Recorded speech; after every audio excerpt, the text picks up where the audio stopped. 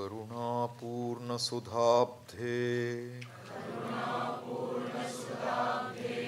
कबलितघनविश्वरूपकिरणावल्या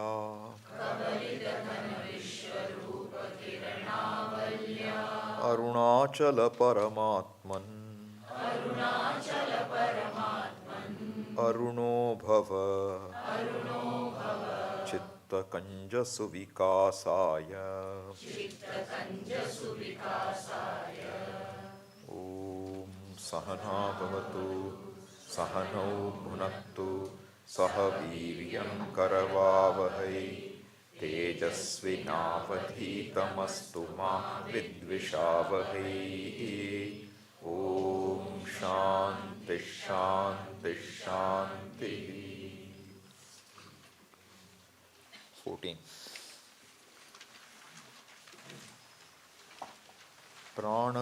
प्राणबन्धनात् लीनमानसम्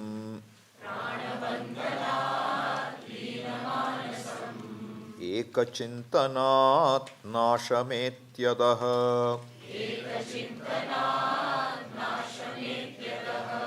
नष्टमानसोत्कृष्टयोगिनः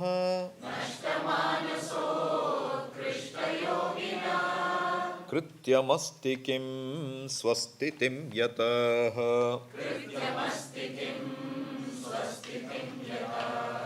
दृश्यवारितं चित्तमात्मनः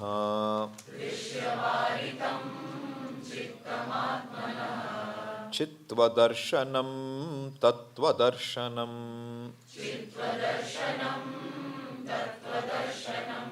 मानसं तु किं मार्गणे कृते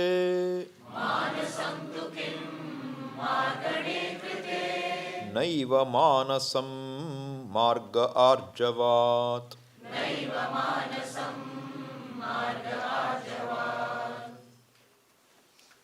So the result, the outcome of understanding was said by saying, for a person who has seen that the mind is not the last word, it is not the reality. To say the mind is not the reality, one must see something which is other than the mind, on which the mind depends. You cannot say anything is unreal or not absolutely real unless you show that there is something else, which is because our whole anubhava, our whole life is about ease, ease, ease. It is not about not ease, not ease, not ease. This is fundamental.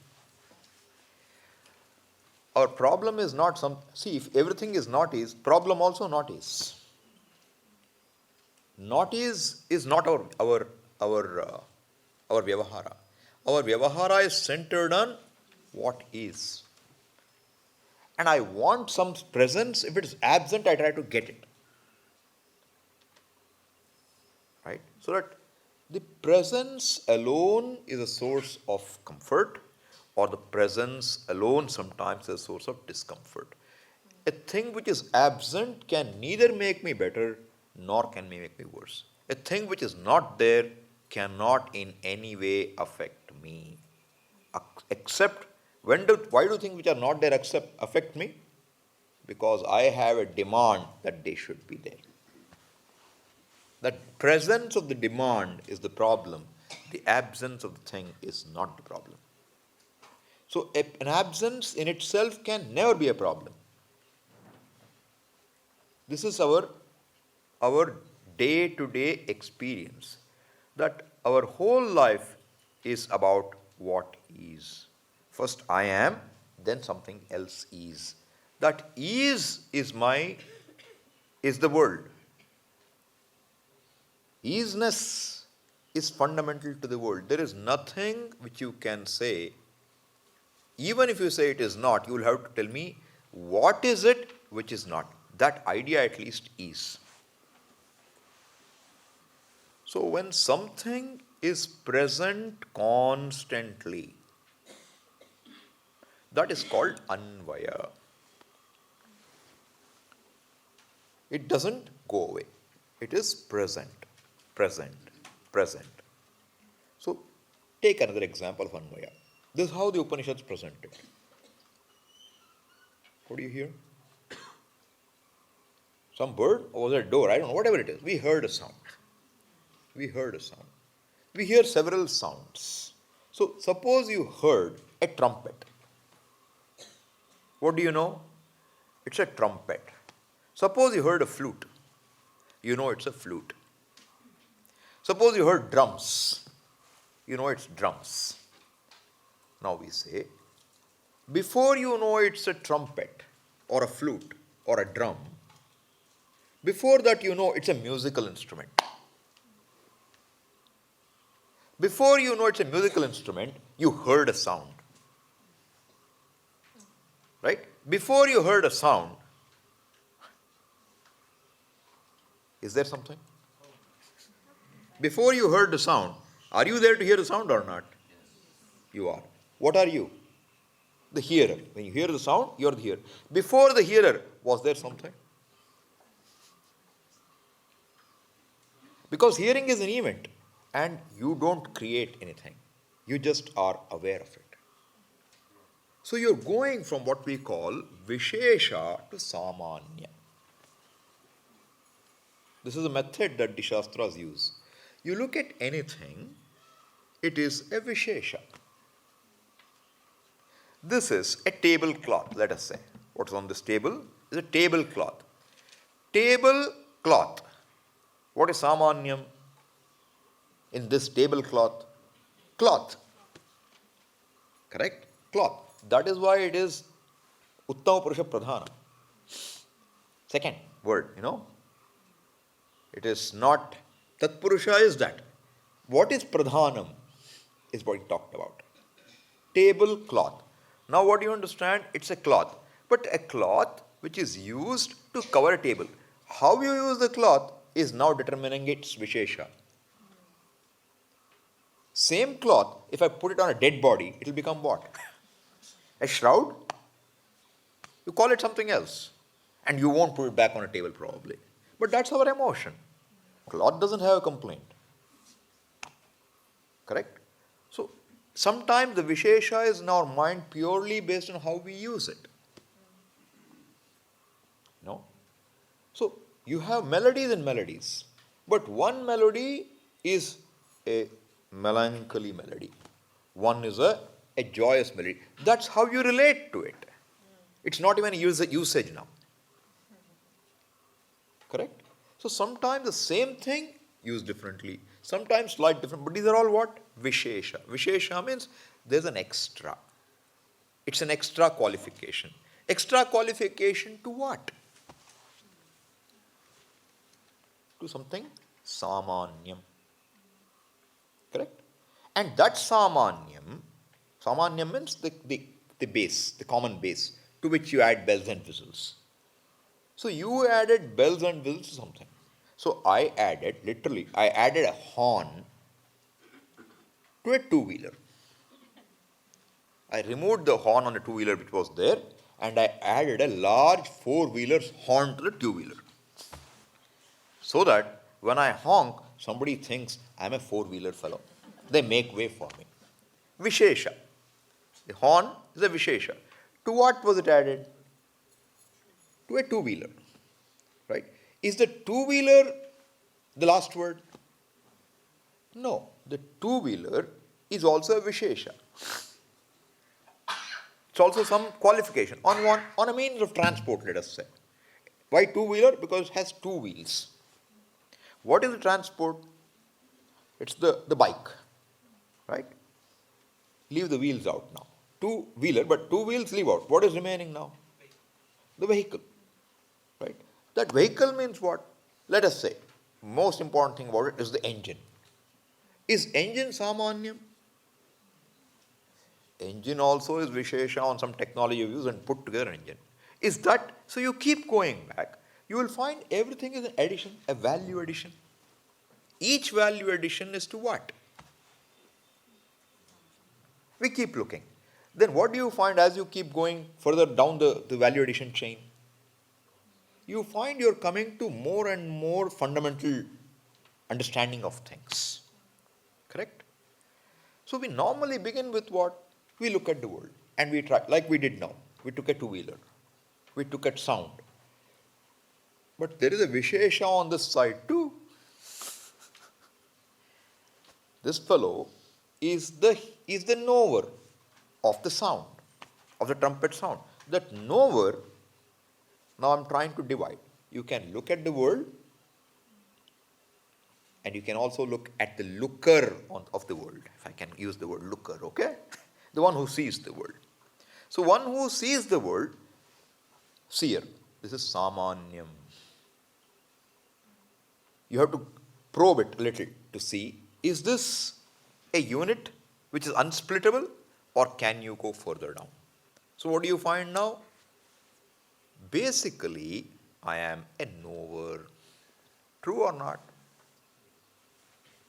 To respond to anything, to do anything. Doing is response. Some chosen response. That response is possible only when I am aware or not. Therefore, fundamentally, basically, what am I? A cognitive being. That's what we mean. Means first asmi, aham asmi, I am. And what kind of me? I don't choose to know, but I know I am.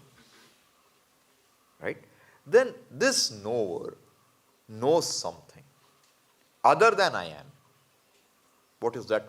Vishesha. I have added one bell. I know. First I know is I know without an object. Are you able to follow what I'm saying?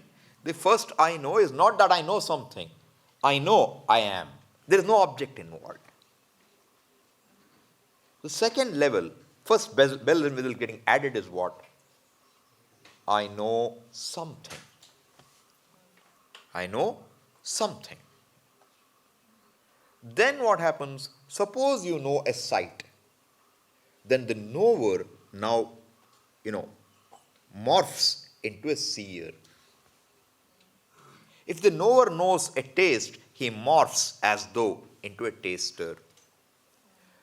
If he knows a smell, smeller. If he knows a sound, hearer. If he knows an emotion, or if he has an emotion, has meant it happens, he knows. From that perspective, he says, I am a touchy-feely fellow. I feel something. So each of these is what? An extra to knowing. Correct? Now, where do we normally begin our examination? What is the world? Where do we say the world begins? The world, we say, begins what is objectified by these 5 senses here. Therefore, your examination always begins with what is. How much ever you examine what is, you remain a small fellow who is examining a much larger world, a much larger universe. Correct? Therefore, we see clearly that if you keep looking at the world, how much ever you examine the world, which is what science is trying to do. Every scientist is trying to examine something and unearth something which is unknown to us.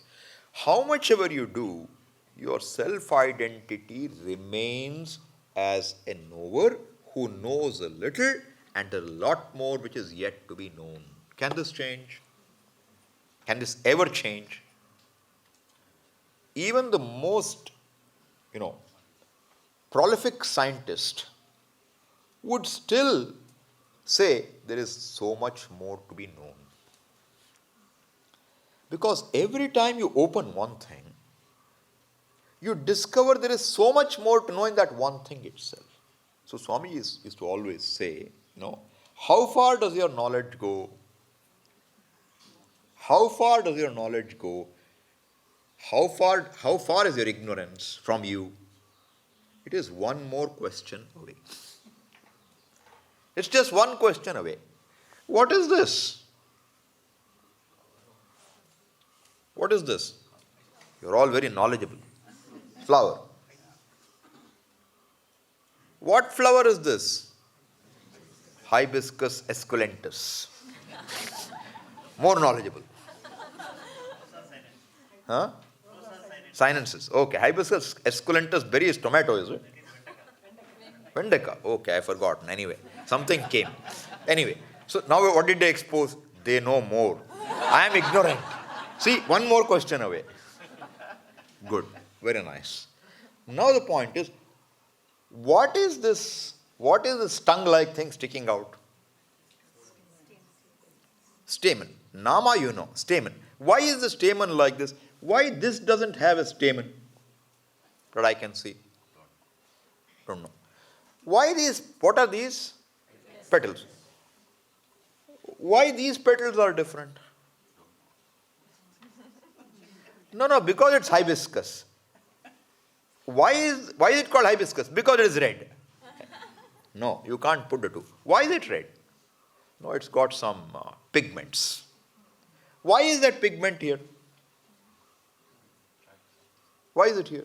Oh, it got it from the soil. This plant is growing next to it. Why didn't this also get that pigment? Why? I don't know. Huh? Someone said something? Why is it different species? What I'm asking. See, sometimes our question, I told you, no? Why is this red? Because it's hibiscus. Why is it hibiscus? Because it is red.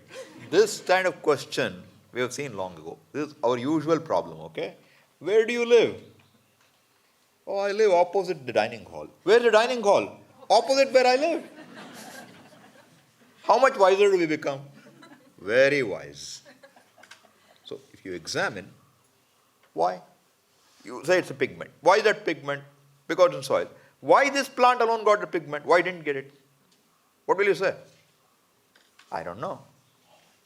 What does this mean? I don't know. I don't know and I don't care to know. I don't know. Very common. Coming to India more now, I think. Earlier it was only abroad, you know. It's the shrug says that I really don't. I'm shaking off the load of you knowing it, you know. I don't know. So, what is all our research into? Unknown. When will your research end? When will it end? Suppose you knew about the pigment. Now, next question is what? Suppose we could figure out this pigment properly. Maybe we could engineer a flower which is yellow, which to have this color. I can do something and it will be a new type, genetically engineered. So I want to know exactly what's going on. Right? Then I find that when I took that, I wanted this red, I put it some gene, and then it started to get this tongue out. I don't want that. Then what should you do? Now you figure out which part of the gene should I splice in. I mean, there is so much. Each step, you find there is something more to know. Therefore, where is ignorance? Wherever you have knowledge, there itself there is ignorance. I am not saying you know a flower, you don't know a book. Where you have knowledge, there itself you have ignorance. It's not that when I know something, I know it. Do you really know? I don't know. So what you know is minuscule. What we all know is minuscule. So, if you go to a library, do you become knowledgeable about how informed you are? You go. Don't go too far. Just go and look at what are the books in your subject. I am studying Sanskrit. How many books are there in our library? By the time you looked at all the books, you know, I don't know Sanskrit. Just looking at the titles, okay? Siddhanta Kaumudi, Kashika, Mahabhashyam. How many books? 7 volumes, this big books. Dictionary is this big, fills up one whole shelf. 7 volumes. What do I know? If I count all the words I know, maybe I know 500 words. Really examine our vocabulary in any language. How many words do we really know? And dictionary has how many words? Do I know language? What do I know? So how am I going to be comfortable that, I am okay. Because I don't know so many things. And a human being basically wants to be informed, wants to know. I can't afford to not know. Though I do this, that's because I don't seem to be connecting to that. But otherwise, I want to know. There's the rubbernecking attitude. You want to know what's the accident going on outside. Any accident, what happens? There's already a road jam there, traffic jam happening. Why is the traffic jam? Because one accident happened. The first fellow behind the accident doesn't help the fellow, but he wants to see what happened. Then the second fellow wants to know. Then one fellow drove by. Suddenly he realized something is going on. He stops. He turns back. Why do we do this? You want to know. You always want to know. Right? How much ever you know, what will you realize? The more you know, the more you will know how much I don't know. Is that true or not? So what is education? What is our education? You know something. Right? What is higher education? You know a little more about a smaller area. What is PhD? You know a lot about an even smaller area. Okay? So what would be, if you extend this, where will you be? You will know everything about nothing. Keep reducing the subject matter, okay? This is not untrue, right? You go to a hospital today and you say, I want to get something checked. I have a pain. You have a pain where? In the knee. I don't see it. Why? I am a fellow who looks certainly at stomach. Hey, didn't you do MBBS? I've forgotten all that. Now I only look at stomach. I'm a gastroenterologist. You have any problem with stomach? No. Then go find another guy. So you go to a gastroenterologist. He says, okay, what is your problem? Stomach. I only do surgery. I don't look at this is the way it is, right? You first do a medicine, then you do an MD, then you go further from MCH, then you do one super specialization on top of that. Vishesha even there. You want to do surgery, first you finish MBBS. Samanyam is medicine. Then what? Surgery you do. You get some Vishesha. Now what do you want to do? I want to do cardiac surgery. One more Vishesha. So what are you doing? You're building up. How much ignorance you have.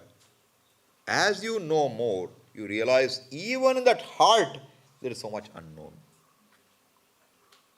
So will you ever be free, or will you ever think that you can be the one who knows everything, who is everything? Can you ever get that idea by knowing the world? Will the knowing more of the world make you more humble, that I don't know much, or will it make you arrogant that I covered the whole world? It should make me humble. So when does the pursuit to solve my basic problem begin? It begins when I recognize that whatever I know, whatever I accomplish in terms of objects which I collect or get rid of, this smallness that is centered on me cannot be resolved. So if I'm satisfied, this smallness cannot be resolved. Therefore, I can only maximize my comfort within this identity that I will continue to be an uncertain, small, dependent entity. Within that, I want to gain some wings. Therefore, what do? I add some wealth, I add some knowledge, I add some qualifications, I do all that. But then you say what? Nobody ever gets everything. This is objectivity. Nobody gets everything, nobody knows everything. I know something and I'm good enough. You have a few good things, some days are not as good. Some days are sunny, some days are raining. Life is like this. It's a mixture. It's sweet and sour. So I'm happy. I don't want anything more. This is where a lot of people would fit in. Majority would fit in there because you're okay with that. And if you know this much, that you don't win all the time, you don't get stressed out that you didn't win. You're willing to lose sometimes. You're not type A personality. who must always get everything done correctly. You're not a perfectionist. This word perfectionist means what? Means there is something called perfect. And that perfect I want to be. So anything to be done has to be done a particular way. That's a perfection. If you make it a little this way or that way, it is imperfect. This buddhi also we have. That fellow cannot relax because always has to do more. Right? So I'm saying if you are a person who says it's okay, the fellow calls him what? He gives a title. I'm a pragmatist. I'm very pragmatic. I really don't have any problem. Everything is fine. Sometimes, things don't work the straight way. You have to go under the table and do something. It's okay. I'm pragmatic.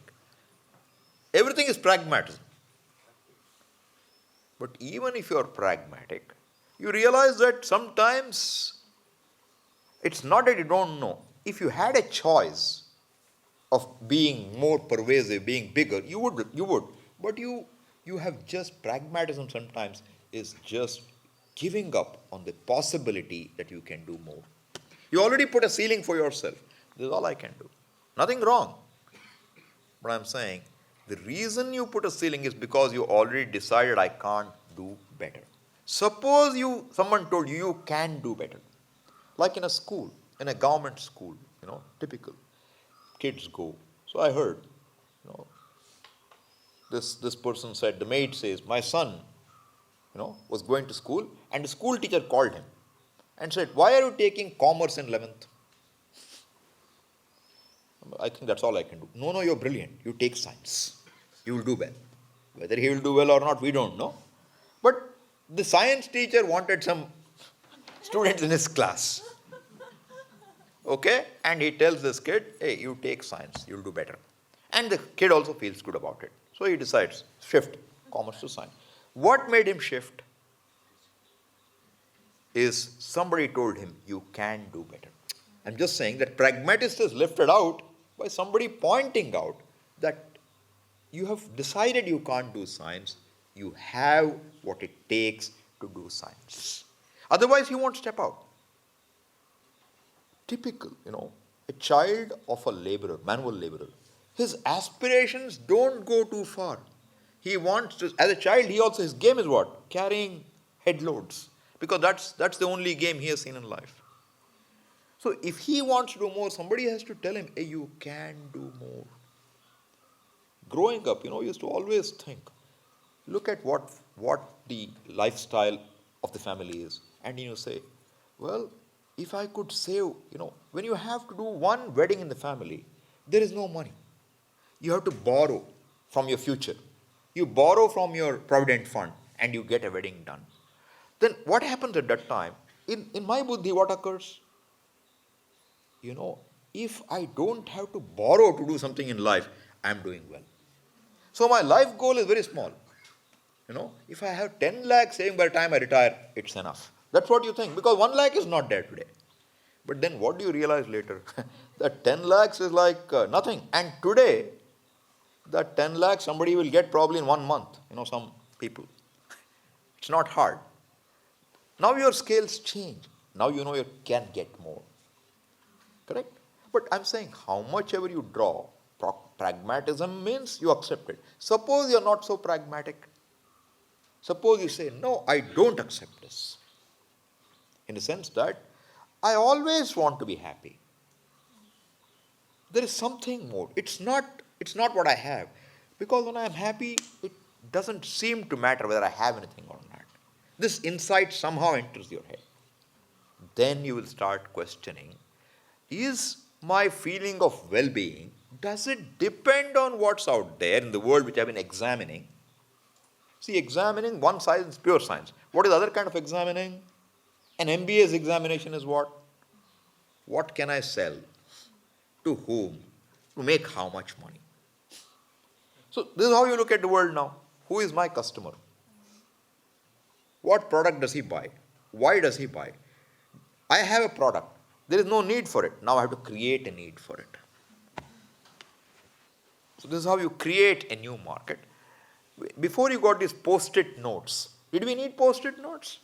We didn't seem to need. But once it came, it's so useful. You take it out, any book, you don't have to make notes there. It was so convenient, You're studying, you have a big bhashyam, and you scribbled something. Not enough space to scribble. Now you can expand it. Or sometimes you scribbled, right? But what you scribbled, now you want to add some more scribble to it. Then you add something on top of it. And when you want, you can remove it, move it this side. No, I think I like 3M notes are good to have with me. This is how the buddhi works. You discover something, you want it. So I'm saying, how much ever you discover in the world, the sense of wanting something more does not end. A solution to the human problem of being wanting cannot end if you are looking out alone. Therefore, when does a spiritual pursuit in a way begin? When you understand the problem is not centered on the world, the problem is centered on me. That is what you can see here. Marganam manasam tu kim margane krite. With what do you judge anything as desirable, undesirable, I am okay, I am not okay, I need this, I don't need. With what do you decide everything? What is your smallness centered on? It is not centered on what's outside. It is centered on your response, your mind's response to what is outside. Is it not? So, it's not that the thing outside has to become bigger or smaller. So as they say, there's a line. How do you make that line smaller? You draw another larger line. So, did that line matter whether you feel it's large or small? No. You see a large SUV. Then you see a Maruti. Then only Maruti is small, okay? The old Maruti, Maruti 800. It looks like what? One small matchbox. Compared to now modern days, they are like this, 4-wheel drive, they'll ride higher than the rest. And they will zoom by you. And you better make way. Right? So, when do you feel your Maruti is inadequate? When you see the SUV. But where do you see smallness and bigness? Not only outside, you see it inside. Therefore, unless you examine how you look at yourself and how you look at the world, with the instrument, the way you come to all decisions, you won't make progress. Therefore, he says, and everything is known through the mind. We saw yesterday, the whole world is only what mind brings you. The world is same, but to you the world is a wonderful place, for me it's a miserable place. What's the difference?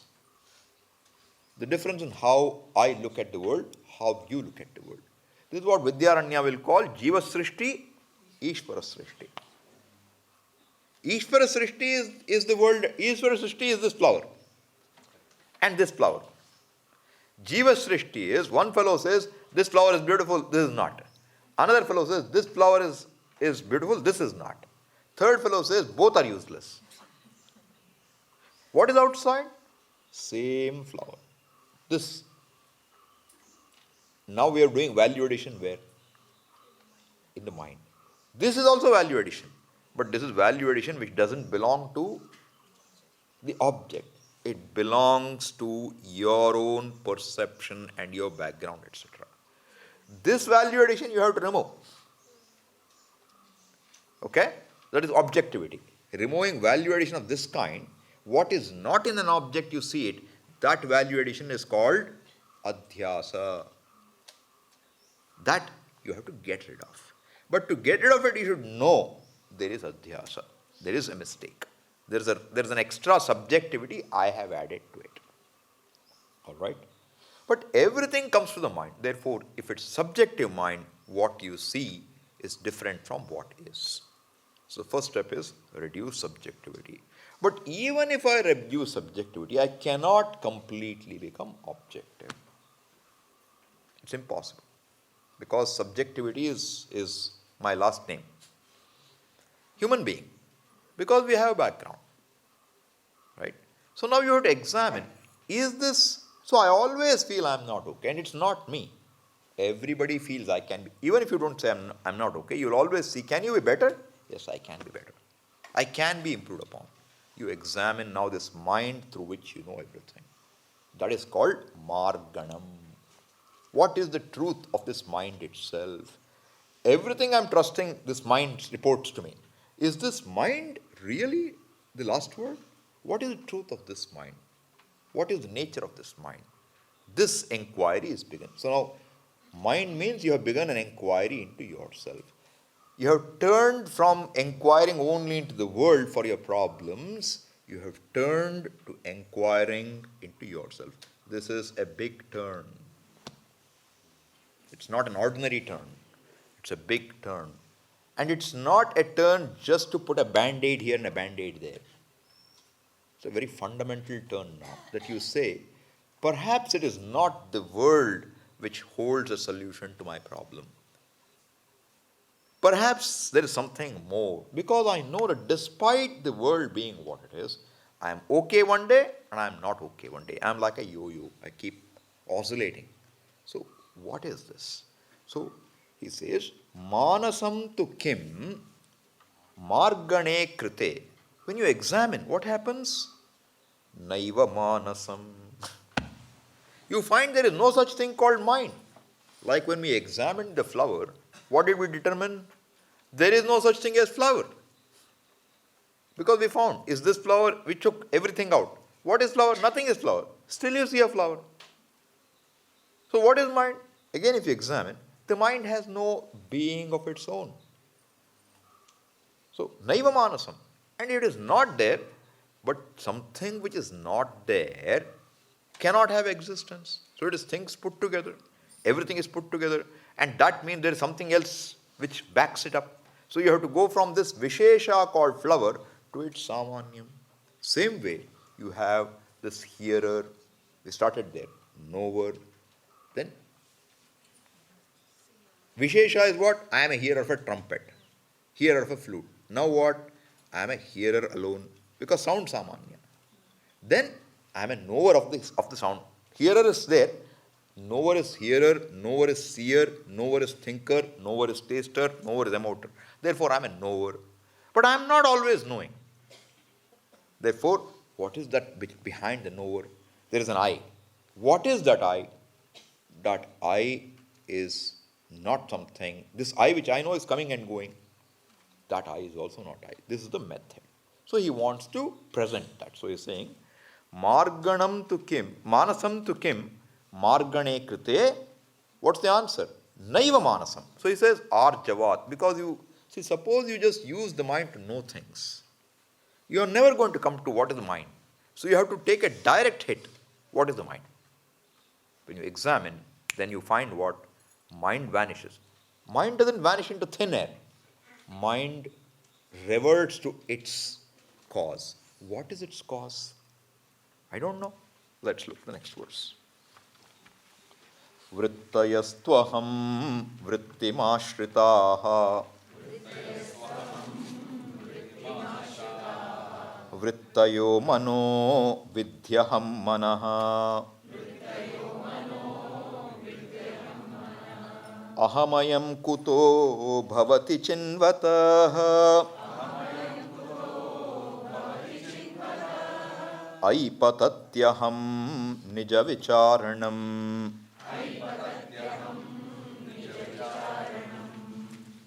So now he is saying all these thoughts, what's behind them? You have thoughts and thoughts, right? Thoughts are for whom? Suppose there are hundreds of thoughts and there is no one to look at the thoughts. What will happen? Thoughts will come, thoughts will go. For whom are the thoughts? Is there a nucleus? Is there some place where all thoughts connect? Suppose there is sight, there is hearing, there is smell, and there is no central piece. What will happen? For whom is the knowledge? See, each thought brings you some piece of knowledge. When I have flower thought, I get flower knowledge. When I have smell thought, I get Who is that who gets the knowledge? Who is that? So he says, all these vrittis, who decides to know? Who looks? Decides means keep your eyes open, you start seeing. Keep your ears open, you hear, right? So who gets the knowledge? Where are all these bits and pieces of knowledge going to go? Manas, see now the word manas, we have to understand. Manas has got, we'll broadly say, first we said what there are 4 ways of looking functionally. Manaha, buddhihi, chittam, ahankara. Leave that for now. Now I'm saying, manas means it's all vrittis. Vritti means what? Each thought is called a vritti. Okay? Now, how many types of vritti are there? Based on vrittis, we classify now into 2 types. What are they? This is one kind of thought. This flower, this book, this sound, this thing, etc. This means that also will come. That heaven, thought, right? That idea, that concept, this thing, this memory, everything is what? This. Third person. All right? What is the other possibility? I. One is this, one is I. So what are the 2 types of vrittis? I vritti, which is called aham vritti, and this vritti, which is called idam vritti. Sometimes when talking, we add another word. What is that? You. But you is also not I. You is also, see, one thing which cannot be mistaken is what? I. I is distinct. Everything other than I is one bucket.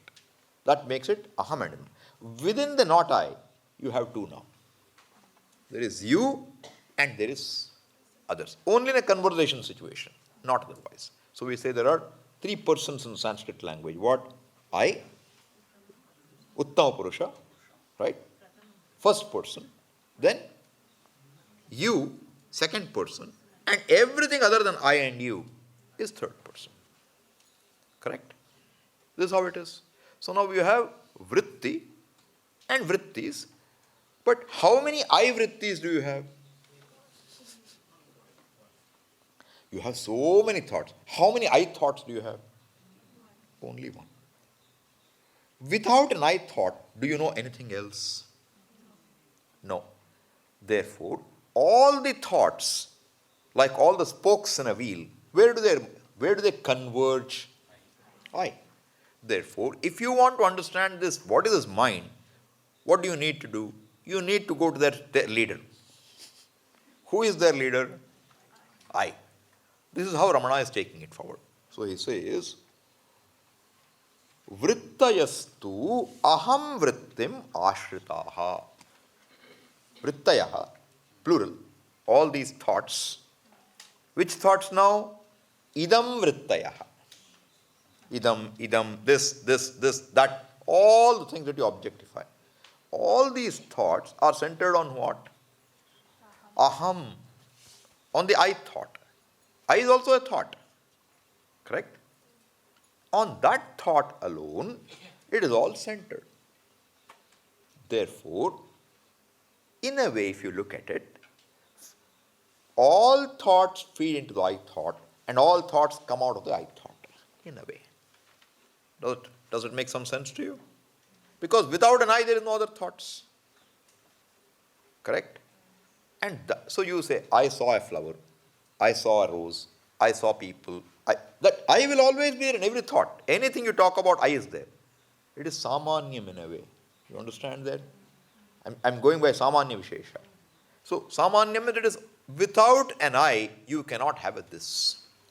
To use the word this, you must have an I. To say object, there must be a subject. To say shishya, there must be a guru. To say moksha, there must be bandha. You see this, how connections are? The 2 go hand in hand. To say cold, you cannot think of cold unless there is hot. To say darkness, you can't have light. This is one level. But right now, we are not looking at that level.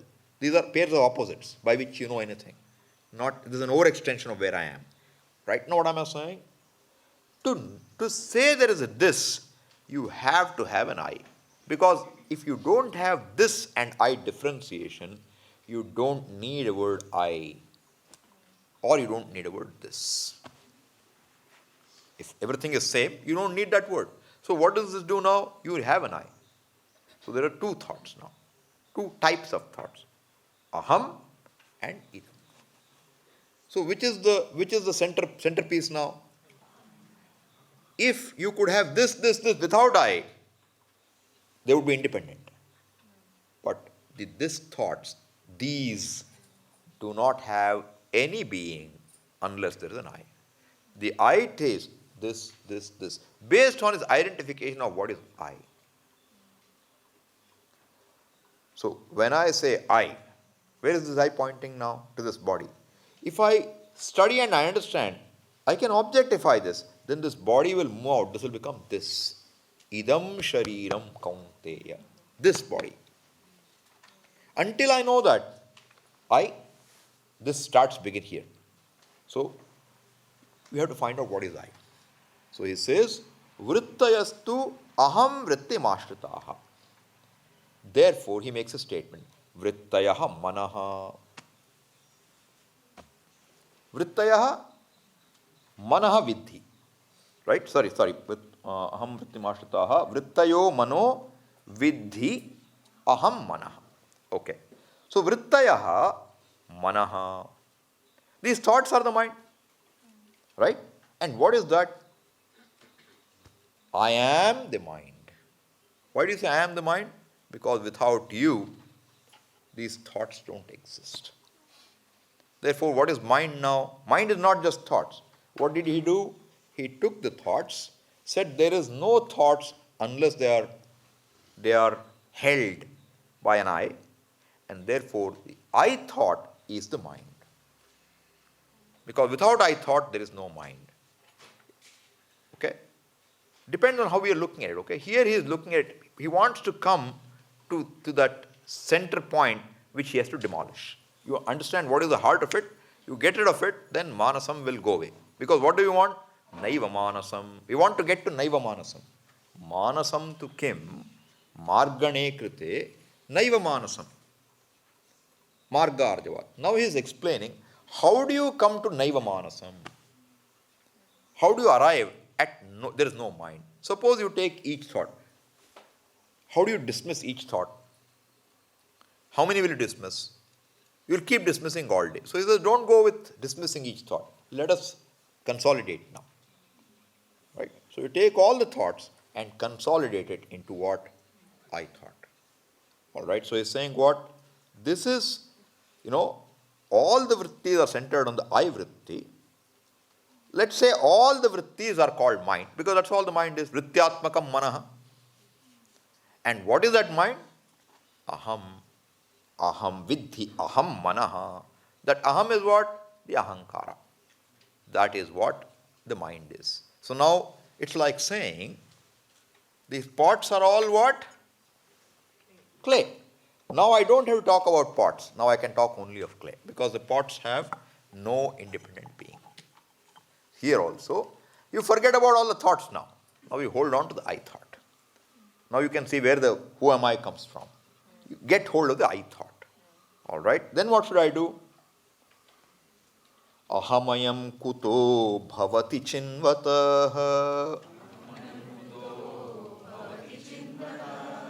aipatatyaham nija vicharanam.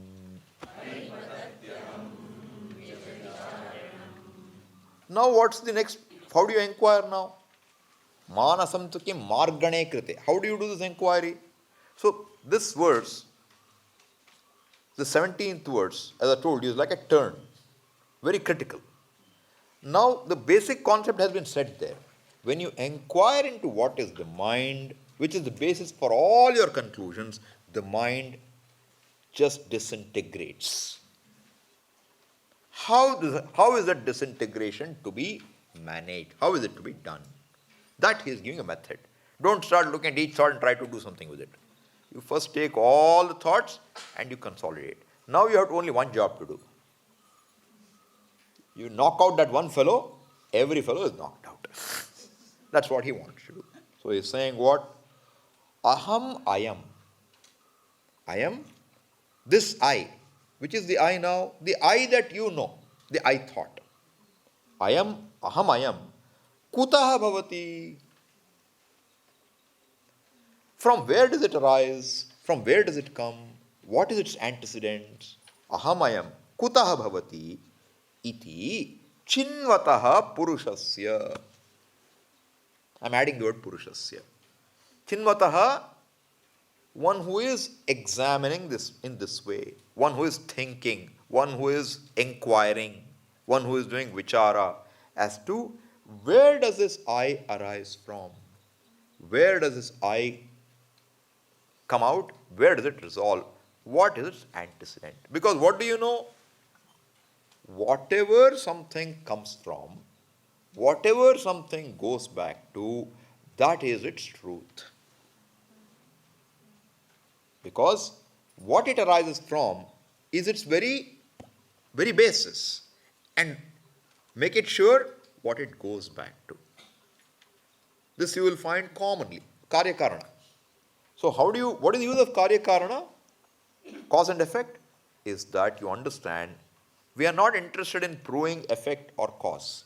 We are interested in proving there is no such thing called effect which is independent of the cause. This is what we want to do. Now, what are we inquiring? We want to know what is this I? I am aham kutaha bhavati. From where does it arise? This is what he says. You go and check. Who is this I? Where? It's not who. Where does this I come from? If I is the last word, you can't go beyond that. You can't examine anything more. So this I has to go too. This I has to go. And only then you arrive at the answer. So he says, Ayam aham kuto bhavati iti chinvataha ayi. Ayi is like an address, okay? Hey you. Hey you. Ayi. Aham patati. When you examine, you ask, what is this I? That I disintegrates. It's gone. It doesn't physically disintegrate. It's all cognitive. How does it disintegrate? Because you see, it does not have an independent position. Even the I is something that comes and goes. See, this Ramana doesn't tell you here. The method is Drigdrishya Viveka. What is Drigdrishya Viveka? The seer is different from the seen. The seen is not the seer. There should be no doubt here. If there itself you have a doubt, then the method won't work. So for anything he has to do, seer, seen. Whatever is objectified cannot be I. There's a difference there. So he is saying, if you examine, what happens? Aham patati. Patati means what? It drops off. It drops off. And he says, this is called Nija Vicharanam. When I say examine yourself, this is what I mean by self-inquiry. This is what is meant. Aham. Who am I? Is this Nija Vicharanam. Alright? Then, and we saw what this Vicharanam is what? Mahavakya Vichara, etc. Here, simple. We are now examining what is mind. But what is the nature of the mind? You will need more. Right now what? Ayi patati. This is Nija Vicharanam. If ego goes, what will happen? What will happen? If aham goes, what will happen? Swamiji, I want to go back. One more day, you don't make it drop. I want to go back to my home. After that, let it go. If it goes not now, right now, you can't leave this place. You can't even get up from your seat. So it cannot go like that. So that Ramana makes clear. What does he say? Ahaminasha bhajyahamahantaya Spurati hrit swayam paramapurnasat Idamaham pada bhikkyamanvaham ahamilina ke pyalaya sattaya. Now he says, ahami nasha bhaji. What is nasha bhaji? Puri bhaji? No. Nasha bhak, correct. Nasha bhaj pratipadika. That which is subject to bhajati means what which gains. Right? Therefore, nasha bhag means what? That which gains a status of being dismissed. When it is, to literally say, when it is destroyed, literally. Destroyed in terms of its reality. Not destroyed. When the pot is destroyed, when is the pot destroyed? When the clay is known. That's the destruction, okay? So, ahami. So, the word aham here has to be taken as a pratipadika. It is not first case of asmat shabda. Aham, you have to take as a noun. Makaranta. So, you'll get with what? You add e. Seventh case. Ahami. What is ahami now? Ahami, seventh case. Nasha bhaji. Nasha bhak is the pratipadika. So nasha bhaji will be what? Seventh case, singular again. Correct? Now you have two words. What kind of saptami is this? It's called sati saptami. What does it mean? When. So ahami nasha bhaji means what? When the I you are inquiring into gets knocked out. When it no longer stands.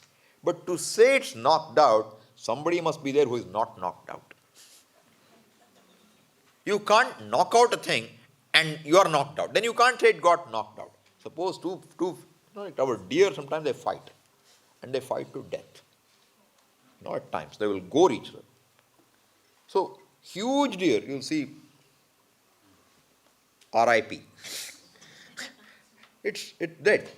Now, suppose two are fighting and both die together. Who will see that the fellow is gone? You can't see it. So, ahami nasha bhaji, if you have to say, I'm talking about myself, right? Aham, whole purpose for me, not for somebody else. If I am gone, what is there? When I am gone, what will be there? There's nothing to talk. Then it's only somebody else will carry my dead body. That's not the idea. Someone's alarm's going off. Okay. Ahami nasha bhaji. When that is gone.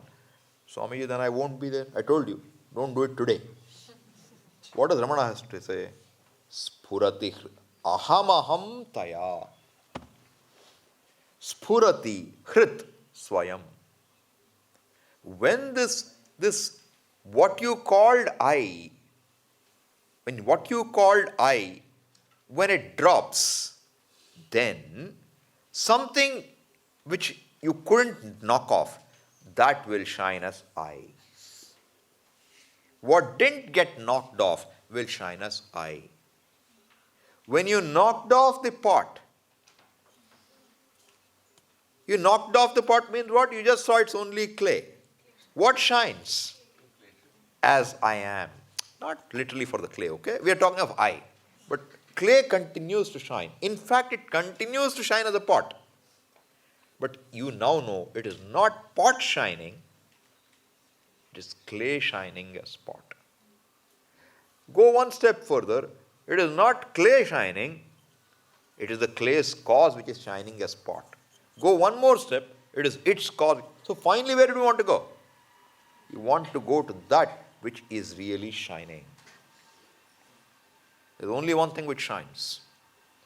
Everything only borrows the light to shine. Only one electricity is shining.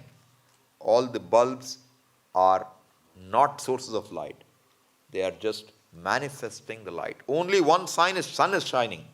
Every satellite is shining after the sun. Whatever shines on the earth in the moonlight is shining after the moonlight.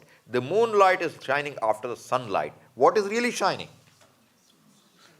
Is sunlight. When you are seeing your moonlit dinner, what you are really seeing is sunlight, not your dinner. So when you inquired into the moon, moonlight, what happens? The moonlight disintegrates. Moonlight continues, but moonlight disintegrates. That is Nashabhaji. Then what shines now? Continuous, nothing is gone. Continuous shine, but as what? Sunlight. Sunlight. That's how it continues to shine. Till now you were very protective about the moon, you have to protect, otherwise there will be no light. Now you know, sun is there. Sun is the source of light. Moon is only a mirror which reflects it. Correct? So this is what it means. Ahami Nashabhaji means, Ramana is telling us, what you take as aham is not the last word. That is why you have to do inquiry. This is Nija Vicharana. Inquire into yourself. And when you inquire, what will happen? This I, which is masquerading as you, that masquerader will drop off. The mask will drop. And when the mask drops, the face doesn't go. It continues. Ahami Nashabhaji, aham taya. What shines then? When this ego which you think is the only thing with which the whole world you respond to, that ego when it goes, because ego is ahankara. That ahankara uses chittam, uses manaha, uses buddhi. They are all its tools. But ahankara is also part of the same antahkarana. Swamiji, how do you know all this? Who did this? In which anatomy lab did you find all this? We didn't find it anywhere. This is called prakriya. Whole thing is prakriya, okay?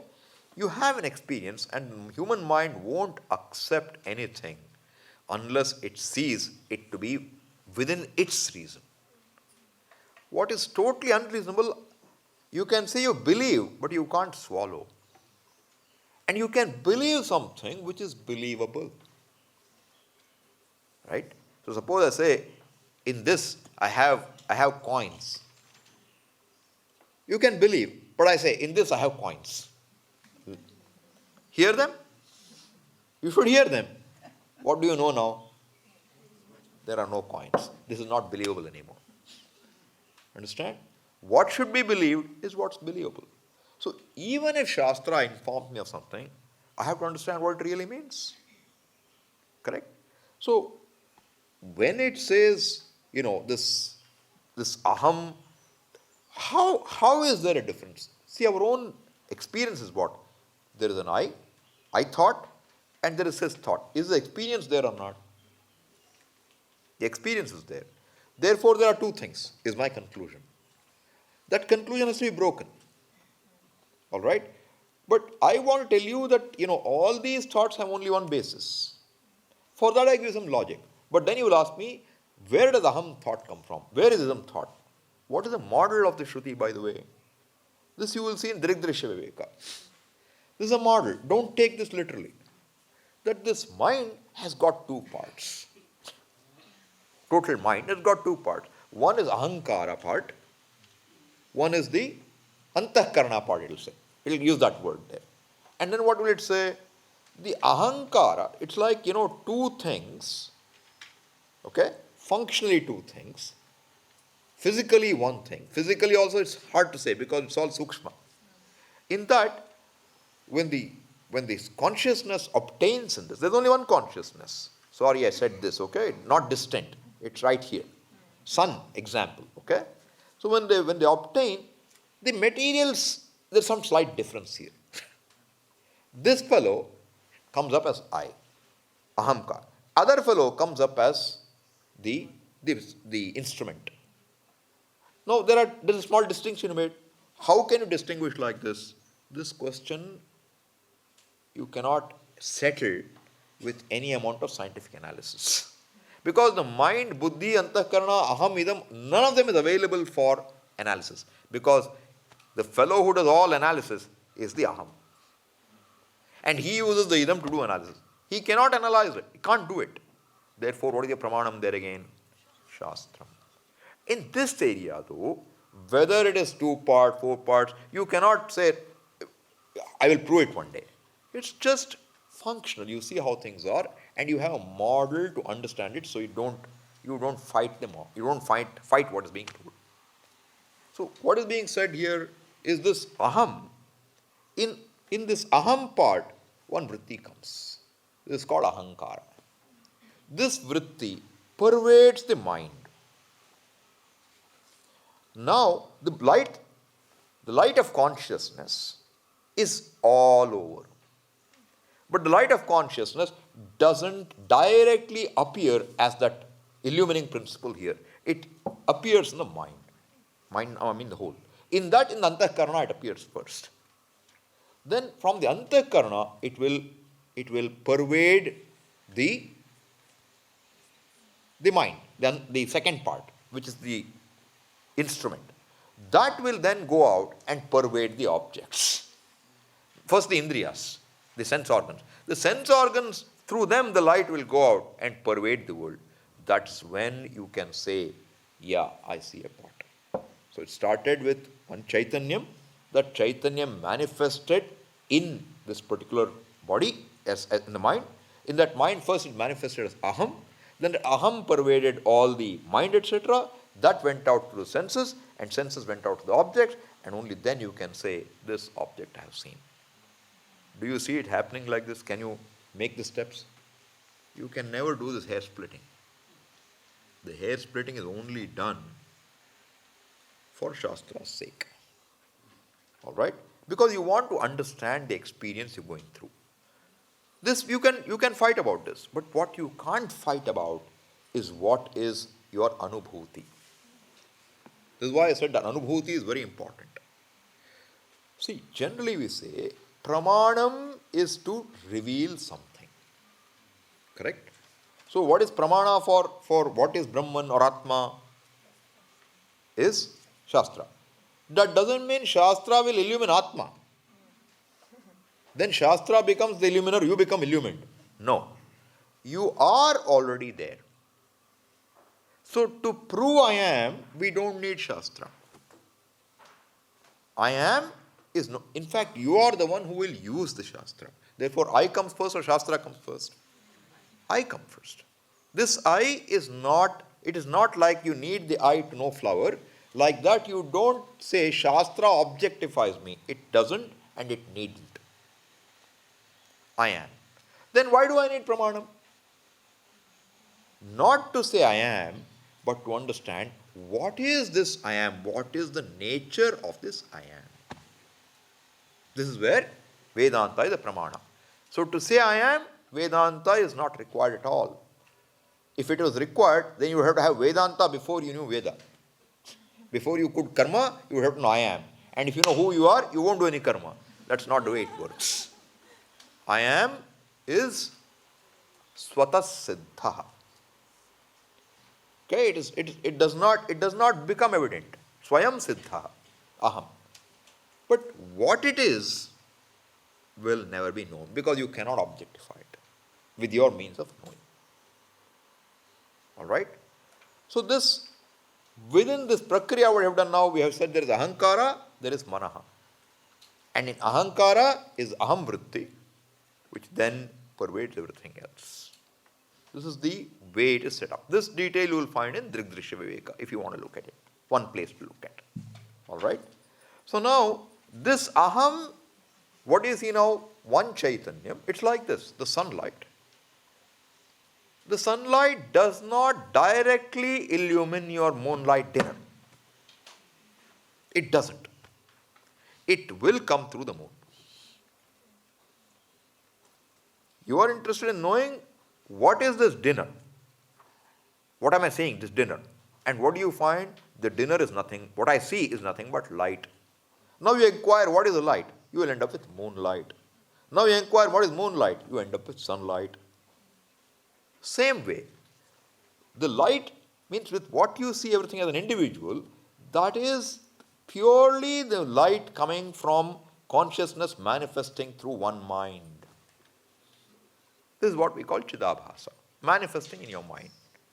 This, it looks like Chit, looks like awareness alone, but it is awareness all right, but awareness coming through a medium which has its own idiosyncrasies potentially.